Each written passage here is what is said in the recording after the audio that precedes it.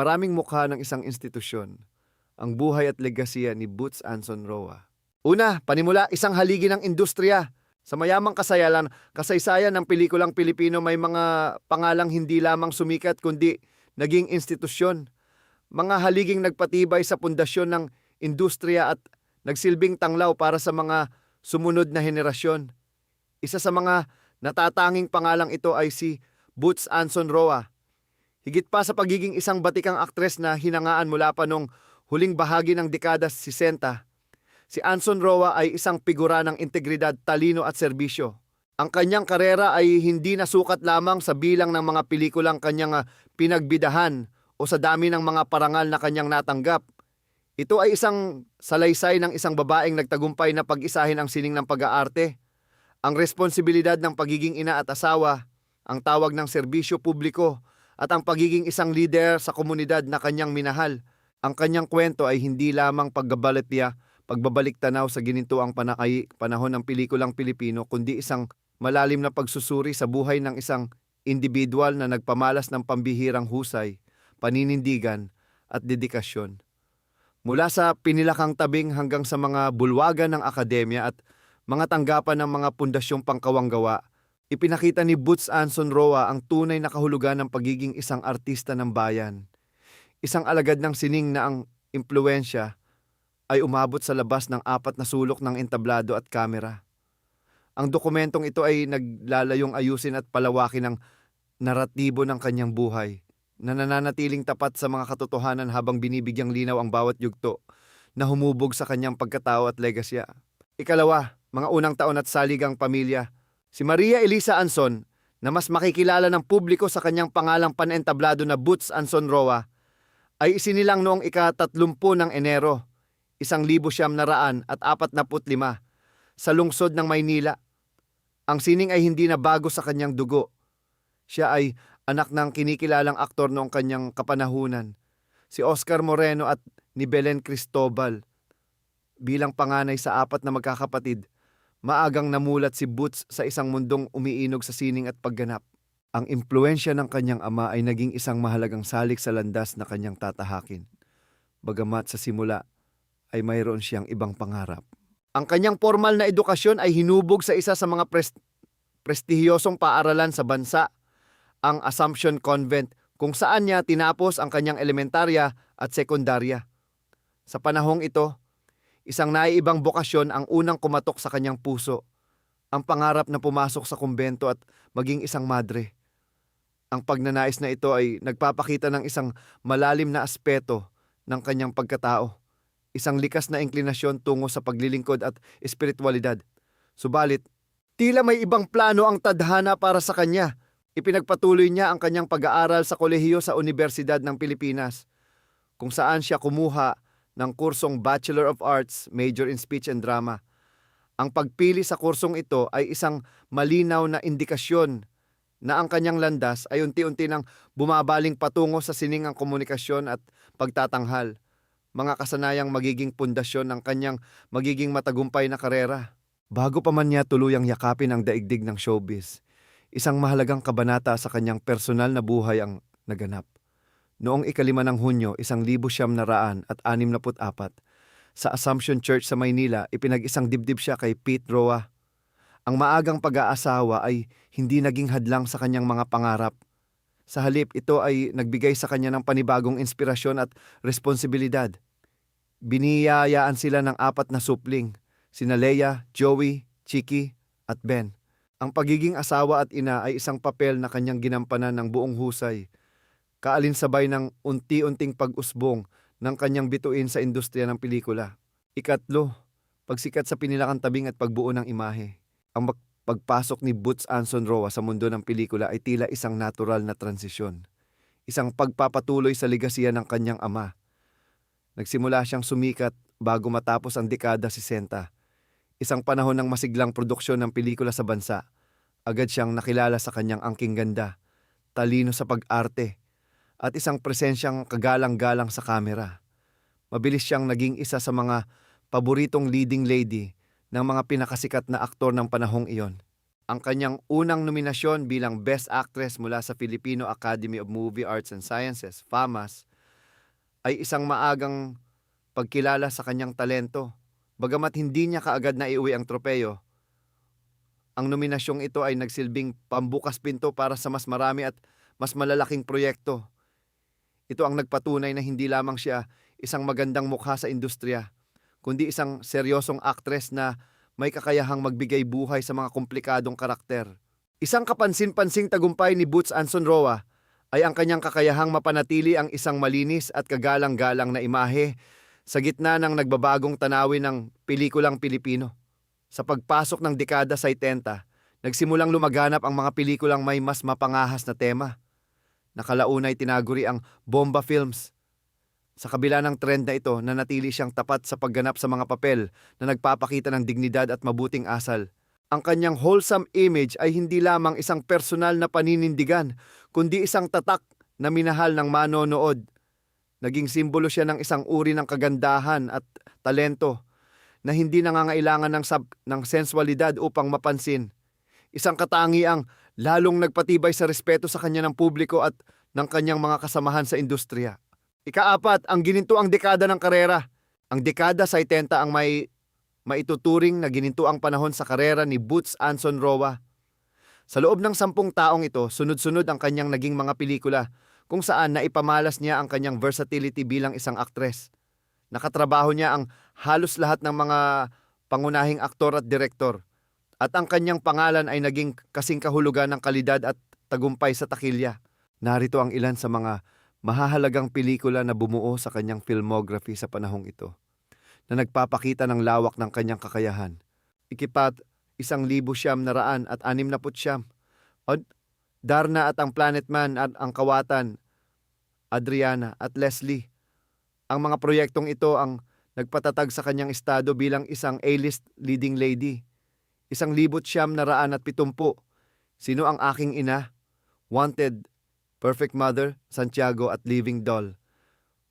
Sa mga pelikulang ito, ipinakita niya ang kanyang husay sa drama, partikular sa pagganap bilang isang ina o isang babaeng may mabigat na pinagdadaanan. 1,971, Divorcee, I Love Mama, I Love Papa, Kung Bakit May Tinik ang Mga Rosas, at ang Kampana sa Santa Quiteria. Ang mga pamagat na ito ay sumasalamin sa mga temang pampamilya na naging malapit sa kanyang imahe. 1,972, Sa taong ito, nakamit niya ang isa sa pinakamataas na pagkilala sa kanyang pag-arte. Nagwagi siya bilang famous Best Actress para sa pelikulang Tatlong Mukha ni Rosa Vilma, isang parangal na ibinahagi niya sa kapwa-aktres na si Vilma Santos. Ang pagkapanalong ito ay isang testamento sa kanyang kahusayan at naglagay sa kanya sa hanay ng mga pinakamagagaling na aktres sa bansa. 1,973, Waterhole numero 3, Paru-Parong Itim Bahaghari, Hindi Nasisikat ang Araw, at Huwag Kayong Maglaro ng Apoy. Patuloy niyang ipinamalas ang kanyang kakayahang gumanap sa iba't ibang genre. 1,974, Huwag Tularan, 7 ang Asawa Ko, Tama Na, Erap, 2 ang Nagdalantaw sa Akin, Alaala Mo, Daigdig Ko, at Isang Gabi, 3 babae. Ang mga pelikulang ito ay nagpapakita ng kanyang patuloy na kasikatan at demand bilang aktres. 1,975, May Isang Tsuper ng Taksi, Postcards from China, Ang Pag-ibig Ko'y Huwag Mong Sukatin, o Pagsapit ng Dilim. 1,978, Hatiin Natin ang Gabi, Mababangong Bangungot, o Mga Mata ni Angelita. Sa kabuuan ng kanyang karera, lumabas si Boots Anson Roa sa mahigit 150 pelikula. Noong 1,976, binigyan siya ng FAMAS ng isang espesyal na parangal, ang Award for Uplifting the Movie Industry. Isang pagkilala hindi lamang sa kanyang talento kundi sa kanyang positibong kontribusyon at impluensya sa buong komunidad ng pelikula. 5, pagpapalawak ng gampanin sa labas ng pag-arte. Nang magsimulang mabawasan ng produksyon ng mga pelikula sa Pilipinas, hindi ito naging katapusan ng karera ni Boots Anson Roa. Sa halip, ito ay naging isang pagkakataon upang tuklasin at pagyamanin ang iba pa niyang mga talento at interes. Ang kanyang talino at galing sa komunikasyon na nahasa sa Universidad ng Pilipinas ay lubos niyang nagamit sa mga bagong larangang kanyang pinasok. Naging aktibo siya sa telebisyon, kung saan lumabas siya sa iba't ibang programa, mula sa mga seryeng pandrama hanggang sa mga talk show. Ang kanyang presensya sa mas maliit na screen ay nagpanatili sa kanyang koneksyon sa publiko. Kasabay nito, pinasok niya ang mundo ng pamamahayag. Nagsilbi siyang manunulat at kolumnista para sa ilang mga publikasyon. Naging bahagi siya ng Manila US Mail mula 1972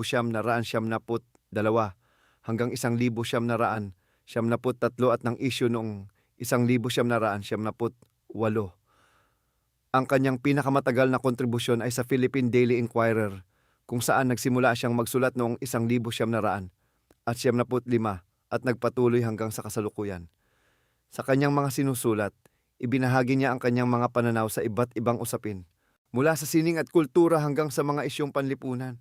Bukod sa pagsusulat, naging isa rin siyang respetadong lecturer. Dahil sa kanyang malawak na kaalaman at karanasan, madalas siyang maimbitahan upang magsalita tungkol sa mga paksang may kinalaman sa media, komunikasyon, kultura, sining ng pagtatanghal, public relations at human relations. Nagbahagi rin siya ng kanyang mga kaalaman tungkol sa kababaihan, pamilya, at mga pagpapahalaga, values. Ang kanyang pagiging isang akademiko at tagapagsalita ay lalong nagpatibay sa kanyang imahe bilang isang babaeng may lalim at substansya.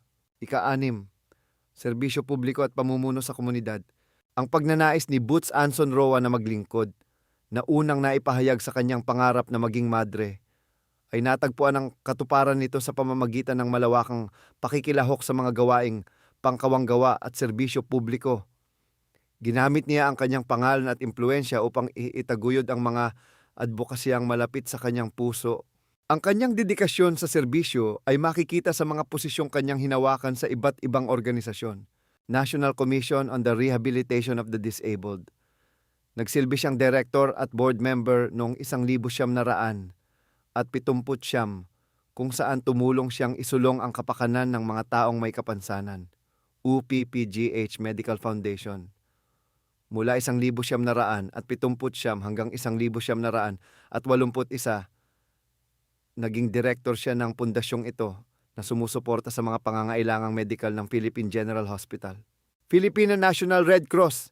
Hinirang siyang direktor mula 1980 hanggang 1982 na nagpapakita ng kanyang pagmamalasakit sa mga gawaing humanitarian. Assumption Alumni Association. Bilang isang tapat na produkto ng kanyang paaralan, nagsilbi siyang Public Relations Officer mula 1987 hanggang 1993. Marahil, ang isa sa pinakamahalagang gampanin na kanyang niyakap sa labas ng pag-arte ay ang kanyang pamumuno sa Movie Workers Welfare Foundation, Incorporated MOWEL Fund. Mula 2002 hanggang 2020, nagsilbi siyang pangulo nito. Sa ilalim ng kanyang pamumuno, inilaan niya ang kanyang panahon at impluensya upang itaguyod ang kapakanan ng mga ordinaryong manggagawa sa industriya ng pelikula, mula sa mga stuntman, utility personnel, hanggang sa mga teknikal na kawani. Ang kanyang liderato sa MOWEL Fund ay isang malinaw na patunay ng kanyang malasakit sa industriyang humubog sa kanya. Noong 2004, sinubukan niyang iangat ang kanyang serbisyo publiko sa pambansang antas nang siya ay tumakbo para sa pagkasenador sa ilalim ng koalisyon ng Nagkakaisang Pilipino, KNP. Bagamat hindi pinalad, ang kanyang pagtakbo ay isang testamento sa kanyang walang sawang pagnanais na maglingkod sa mas malawak na sakop. Ika-7, isang kabanata sa Amerika at ang pagbabalik. Noong dekada 80, isang malaking pagbabago ang naganap sa buhay ng pamilya Roa. Pansamantala silang nanirahan sa Estados Unidos. Sa panahong ito, nagkaroon si Boots ng pagkakataong bumuo ng isang panibagong karera na malayo sa showbiz. Nagsimula siyang umangat sa isang administrative career sa Amerika. Subalit, ang puso ng kanyang asawang si Pete ay nanatiling nakatali sa Pilipinas. Dahil sa kagustuhan nitong bumalik at muling manirahan sa kanilang sariling bayan, isang mahalagang desisyon ang kinailangang gawin ni Boots. Sa isang kilos na nagpapakita ng kanyang malaking pagpapahalaga sa pamilya at sa hiling ng kanyang kabiyak, isinakripisyo niya ang kanyang umuusbong na karera sa Amerika. Nagpasya siyang umuwi kasama ang kanyang pamilya. Sa kanilang pagbabalik sa Pilipinas, agad siyang nagbalik sa mga gawaing malapit sa kanyang puso. Muli niyang binalikan ang kanyang mga aktibidad sa serbisyo publiko at paminsan-minsan ay tumanggap ng mga papel sa pelikula at telebisyon na nagpapatunay na ang kanyang pagmamahal sa pag-arte ay hindi kailanman nawala. Ikawalo, ang simpleng buhay sa likod ng kamera at patuloy na pagkilala. Sa kabila ng kanyang napakaraming tagumpay at mataas na katayuan sa lipunan, nanatiling isang simpleng tao si Boots Anson Roa sa likod ng kamera. Ang kanyang mga personal na hilig at pananaw ay nagpapakita ng isang babaeng may matatag na pundasyon. Mahilig siyang magbasa sa kanyang mga libreng oras, isang gawain na nagpapayaman sa kanyang isipan. Ang kanyang paboritong ulam ay ang tradisyonal na kare-kare. Mayroon siyang matibay na paninindigan laban sa mga taong hindi tapat at sinungaling. Ang kanyang personal na pilosopiya sa buhay ay nakapaloob sa kasabihang live and let live na nagpapakita ng kanyang pagiging bukas isip at mapagparaya. Sa trabaho, siya ay kilala bilang isang profesional na responsable at masipag. Mayroon siyang likas na pagnanais na laging may ginagawa at pinagkakaabalahan, isang katangi ang nagpanatili sa kanya na maging produktibo sa lahat ng yugto ng kanyang buhay. Ang kanyang mga kontribusyon ay hindi nalimutan ng industriya. Patuloy siyang pinarangalan para sa kanyang habambuhay na ambag sa sining. Tumanggap siya ng Lifetime Achievement Awards mula sa FAMAS at sa PMPC Star Awards for Television, mga pagkilalang sumesemento sa kanyang estado bilang isang tunay na alamat. Ikasyam, konklusyon, ang patuloy na pamana. Ang buhay ni Boots Anson Roa ay isang obra maestra na binubuo ng maraming magkakaugnay na bahagi. Siya ay ang aktres na nagbigay buhay sa hindi mabilang na mga karakter, ang asawa at ina na naging ilaw ng tahanan, ang manunulat at intelektual na nagbahagi ng kanyang karunungan, at ang lider at lingkod bayan na nag-alay ng kanyang sarili para sa kapakanan ng iba. Ang kanyang legasya ay hindi lamang ang mga pelikulang kanyang iniwan o ang mga parangal na kanyang natipon. Ang kanyang tunay na pamana ay ang ehemplo ng isang buhay na ginugol ng may kahulugan, integridad at dedikasyon. Ipinakita niya na ang kasikatan ay maaaring gamitin bilang isang instrumento para sa kabutihan. At ang tunay na tagumpay ay nasusukat hindi lamang sa personal na nakamit kundi sa serbisyong iniaalay sa kapwa.